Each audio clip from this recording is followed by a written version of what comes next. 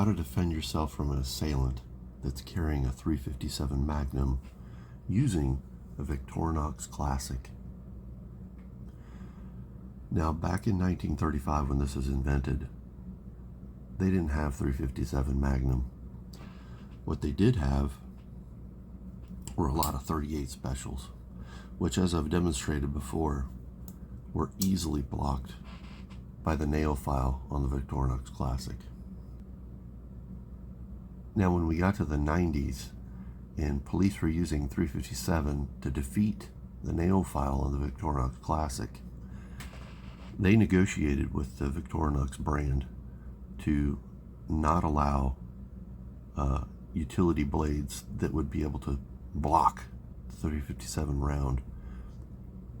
So unfortunately, this isn't going to do you any good, because Victorinox was effectively conspiring with the police in order to not protect you from the .357 round. So unfortunately, what you need is not the Victorinox Classic. Instead, what you need is a good life insurance policy to provide for your family, because you're not going to make it. Stay safe out there, guys.